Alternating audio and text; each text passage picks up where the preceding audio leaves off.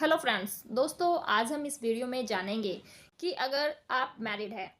और आपका हस्बैंड किसी अदर वुमेन के साथ में रिलेशनशिप में रह रहा है या फिर आपके हस्बैंड के किसी और औरत के साथ में संबंध है, तो ऐसे में जो महिला है, जो पत्नी है, उसके पास क्या रेमेडी है।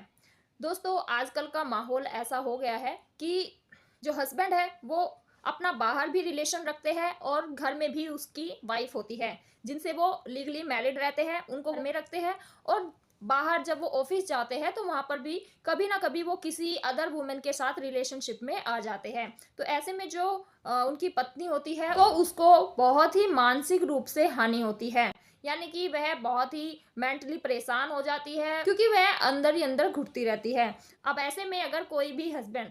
किसी अदर वुमेन के साथ रिलेशनशिप में आ गया है तो ऐसे में जो उसकी वाइफ है, जो लीगली वाइफ है, उसके पास क्या रेमेडी है। सबसे पहले दोस्तों हम ये समझते हैं कि क्या वुमेन को कोई ऐसा राइट दिया गया है जिसमें अगर उसका हस्बैंड किसी अदर वुमेन के साथ रिलेशनशिप में रहता है तो वह अपने हस्बैंड को पनिशमेंट दिलवा सकती है। तो दोस्तों ऐसे अगर हम बात करें कि कोई स्पेसिफिक रूल बना है या फिर स्पेसिफिक लॉ बना है तो ऐसा तो नहीं है। लेकिन जब हस्बैंड किसी अदर वुमेन के साथ रिलेशनशिप में आ जाता है तो ऐसे में जो उसकी पत्नी होती है वो मानसिक रूप से परेशान रहती है, उसके साथ मेंटल क्रुएल्टी होती है क्योंकि वह बहुत ही ज्यादा परेशान हो जाती है। तो दोस्तों महिलाओं को एक अधिकार दिया गया है सेक्शन 498A का, जिसमें ये बताया गया है कि अगर वुमेन के साथ में, अगर पत्नी के साथ में या तो हस्बैंड के द्वारा या फिर हस्बैंड के रिलेटिव्स के द्वारा कोई भी ऐसा काम किया जाता है जिससे वह मानसिक रूप से परेशान रहती है या फिर उसको धन के लिए प्रताड़ित किया जाता है, उसके साथ मार पिटाई की जाती है या फिर उसको फिजिकली टॉर्चर किया जाता है या मेंटली टॉर्चर किया जाता है, तो ऐसे में जो हस्बैंड है या फिर वो व्यक्ति जो भी महिला को परेशान कर रहा है उसके ससुराल में, उसको कम से कम 3 साल की पनिशमेंट दी जाएगी। तो यहाँ पर जब हस्बैंड किसी अदर वुमेन के साथ रिलेशनशिप में रह रहा है और जो उसकी वाइफ है वो मेंटल क्रुएल्टी झेल रही है, तो ऐसे में वाइफ के पास ये राइट है कि वो अपने हस्बैंड के अगेंस्ट FIR दर्ज करवा सकती है मेंटल क्रुएल्टी के बेस पर, क्योंकि हस्बैंड उसके साथ मेंटल क्रुएल्टी कर रहा है। तो वाइफ अपने हस्बैंड के अगेंस्ट 498A का केस डाल सकती है और उस हस्बैंड को जो कि अपनी पत्नी को छोड़ करके किसी अदर वुमेन के साथ रिलेशनशिप में रह रहा है, उसके साथ संबंध बना रहा है, तो उसको कम से कम 3 साल की पनिशमेंट दिलवा सकती है और साथ ही उसके ऊपर फाइन भी लगवा सकती है। तो ये तो है आपका पहला राइट। अब आगे हम बात करते हैं कि अगर किसी भी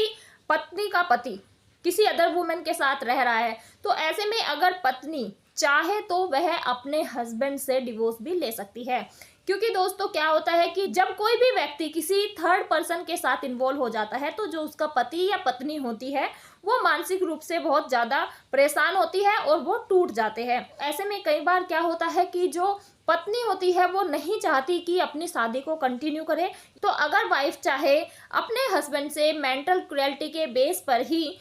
हिंदू मैरिज एक्ट के सेक्शन 13(1)(a) में जाकर के अपने हस्बैंड से डिवोर्स क्लेम कर सकती है। और अगर वह अपने हस्बैंड का रिलेशन प्रूव कर देती है तो ऐसे में जो वाइफ है उसको कोर्ट की तरफ से डिवोर्स मिल जाएगा, साथ ही साथ उसको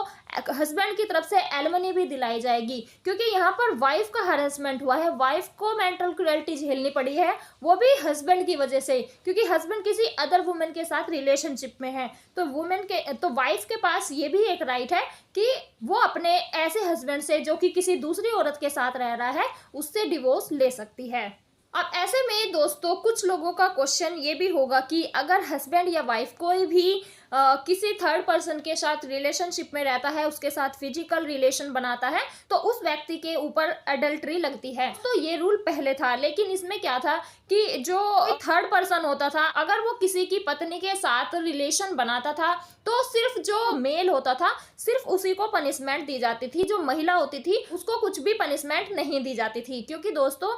हमारे लॉ का ये मानना है कि जो वुमेन होती है वो बहुत सीधी होती है, उनका जो मानसिक रूप से वो ज़्यादा सोच समझ नहीं पाती है, तो वो किसी के भी बहकावे में ईजिली आ जाती है। तो अगर कोई व्यक्ति किसी की भी पत्नी के साथ रिलेशन बनाता है, उसको बहला फुसलाकर या फिर वुमेन की कंसेंट से भी, तो ऐसे में जो थर्ड पर्सन होता था, जो मेल होता था, उसी को पनिशमेंट दी जाती थी। जो फीमेल होती थी उसको पनिशमेंट बिल्कुल भी नहीं दी जाती थी। तो दोस्तों, हमारा जो एडल्ट्री का लॉ था, इसको एक मैटर जोसेफ सीन में अनकॉन्स्टिट्यूशनल घोषित कर दिया था और उसके बाद से इसको हमारे लॉ से हटा दिया था, क्योंकि इसमें सिर्फ मेल को पनिशमेंट दी जाती थी, जबकि गलती दोनों की होती थी। क्योंकि दोस्तों, एडल्ट्री के रूल से हमारे कई सारे फंडामेंटल वॉयलेट हो रहे थे, जिसमें हमारा इक्वलिटी का लॉ भी वॉयलेट हो रहा था। तो ये एक अनकॉन्स्टिट्यूशनल लॉ था, जिसको अब हमारे कानून से हटा दिया गया है। तो यहाँ पर हम एडल्ट्री नहीं लगा सकते। पहले एडल्ट्री में जो मेल होता था उसको पनिशमेंट दी जाती थी, लेकिन अब एडल्ट्री अनकॉन्स्टिट्यूशनल घोषित कर दी गई है, तो एडल्ट्री का कंसेप्ट अब खत्म हो चुका है। अब वाइफ के पास सिर्फ यही राइट्स है कि अगर उसका हस्बैंड किसी भी थर्ड पर्सन के साथ में रिलेशनशिप में है या फिर वो किसी अदर वुमेन के साथ रिलेशन बनाता है, देन वाइफ 498A का उसके ऊपर चार्ज लगा सकती है, साथ ही उससे डिवोर्स भी क्लेम कर सकती है। तो दोस्तों, आपको ये जानकारी कैसी लगी हमें कमेंट बॉक्स में कमेंट करके जरूर बताएं। धन्यवाद दोस्तों।